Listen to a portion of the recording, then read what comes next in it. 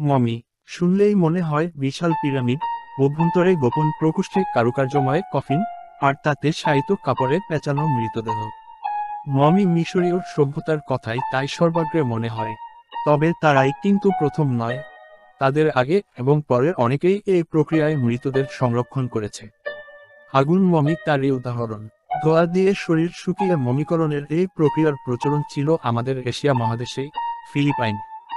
উত্তর ফিলিপাইনের বেঙ্গুতো প্রদেশের পাহাড়ি এক অঞ্চল কাবায়ান। এখানে বাস করে ইবালুই উপজাতি। টিম্বাক পর্বতের পাদদেশে ছোট ছোট গ্রামে ছড়িয়ে ছিটিয়ে বসবাস করে তারা। এই পাহাড়ের গুহায় পাওয়া যায় আগুন মমির দেখা। ইবালুইদের পূর্বপুরুষেরা মৃতদের মমি করে রেখে আসতেন টিম্বাক, বাংলাও, টেনোচল, নাপাই ও এরকম আরও নানা গুহায়। এজন্য এই মমি ইবালুই মমি বা কাবায়ান মমি নামেও পরিচিত। ঠিক কবে থেকে আরম্ভ হয় এই পদ্ধতি?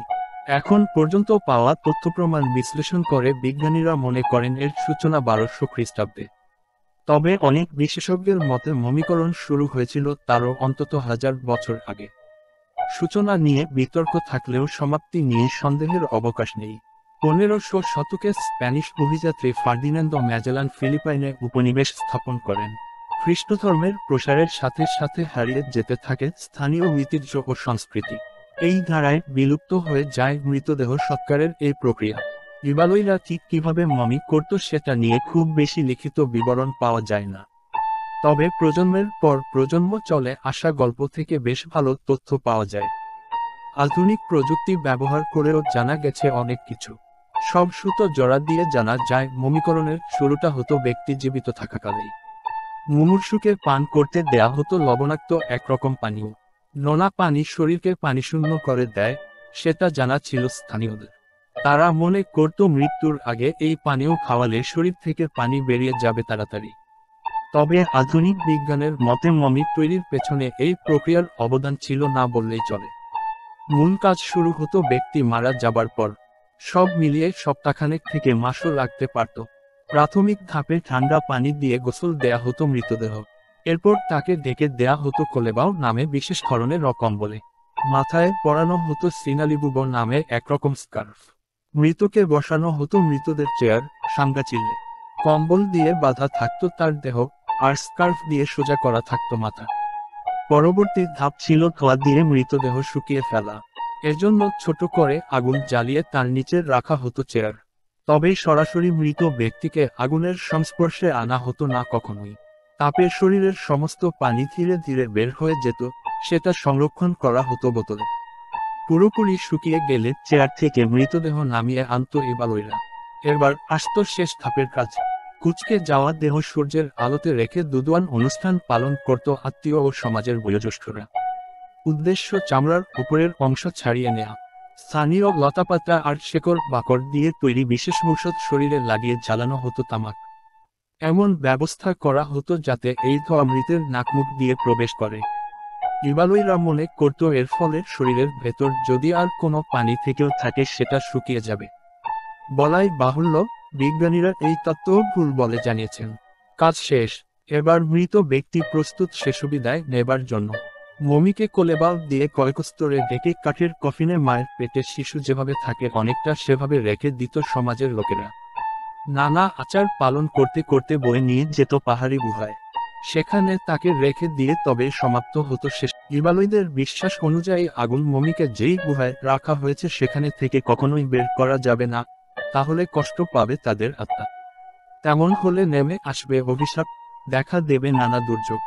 গুহার ভেতরে এক জায়গা থেকে অন্য জায়গায় অবশ্য নেওয়া যাবে। ইবালুইদের বাস ফিলিপাইনের প্রত্যন্ত অঞ্চলে। তাদের সমাধি গুহার অবস্থানও দুর্গম এলাকায়। সেখানে যেতে গাড়ি চালাতে হবে 5 ঘন্টা। এরপর শুরু হবে পাথরের সিঁড়ি বেয়ে পাহাড়ে ওঠা। আরও প্রায় 5 ঘন্টা পর দেখা পাওয়া যাবে এসব গুহার। নিরাপত্তার জন্য সরকার এগুলো বেড়া দিয়ে ঘিরে দিয়েছে। এত কিছুর পরেও ঠেকানো যায়নি চুরি। চুরি হওয়া সবচেয়ে বিখ্যাত মমির ঘটনা সেই 1919 সালের। গবেষকরা তার নাম উদ্ধার করতে পেরেছিলেন আপু আনু। সারা গায়ে বাহারি ট্যাটু করা এই ব্যক্তির মৃত্যু হয়েছিল আজ থেকে প্রায় 500 বছরেরও বেশি আগে। সম্ভবত ইবালুইদের সর্বশেষ মমিগুলোর একটি এই আপু আনু। তার সমাধির থেকে জানা গেছে নেতাগোছের কেউ ছিলেন তিনি, শিকারী হিসেবেও নামকরা। ইবালয়দের কাছে তিনি আধা দেবতা আধা মানুষ। তাই তার মমি চুরির পর যত প্রাকৃতিক দুর্যোগ এসেছিল সবই তারা চাপিয়ে দেয় অভিশাপের ওপর। বিখ্যাত এই মমি খুঁজে বের করতে হন্যে হয়ে মাঠে নেমেছিলেন আইন শৃঙ্খলা কর্তৃপক্ষ। জানা যায় ফিলিপিনো এক পাদ্রীর সমাধি গুহা থেকে সরিয়ে নিয়ে যান আপু আন্নুকে। এরপর তার ঠাঁই হয় সার্কাসের প্রদর্শনীতে। বেশ কয়েক হাত ঘুরে এক সংগ্রাহক কিনে নেন এই মমি। 1984 সালে সেটা পাঠিয়ে দেন ফিলিপাইনের জাতীয় জাদুঘরে। কর্তৃপক্ষ দ্রুত সরকারকে জানায়। তারা ইবালয়ী নেতাদের সাথে যোগাযোগ করে আপু আন্নুকে পাঠিয়ে দেন তার লোকেদের কাছে। নানা রীতিনীতি পালন শেষে তাকে ফিরিয়ে দেয়া হয় সমাধি গুহায়। সরকার এবার সেখানে লাগিয়ে দেয় লোহার গেট। 2000 সালের দিকে বেশ কয়েকটি আগুন মমি চুরি হয়ে যায়। পরে ইউরোপের বিভিন্ন সংগ্রাহক মোটা অঙ্কে কিনে নেন এগুলো। 2004 সালে 8টি মমি ফিরিয়ে দেয়া হয়। তবে এখনও বেশ কয়েকটি আগুন মমি রয়ে গেছে সংগ্রাহকদের কাছে। আগুন আর ধোঁয়া ব্যবহার করে মমি করার পদ্ধতি কিন্তু ইবালয়দের একার নয়। পাপুয়া নিউ গিনির বেশ কিছু উপজাতির মধ্যেও এর প্রচলন ছিল। তবে ফিলিপাইনের আগুন মমি বেশি পরিচিত। সব মিলিয়ে 50-80টি এমন মমি পাওয়া গেছে। তবে অনেকগুলোর অবস্থান গোপন করে রাখা হয়েছে চুরি ঠেকাতে। ইবালয়রা আজও তাদের মমি করা পূর্বপুরুষদের শ্রদ্ধার সাথে স্মরণ করে। আজ এ পর্যন্তই। ভিডিওটি ভালো লেগে থাকলে অবশ্যই একটি লাইক দিবেন এবং সাবস্ক্রাইবও করে অজানা অভিযান চ্যানেলের সঙ্গে থাকবেন। ধন্যবাদ। আসসালামু আলাইকুম।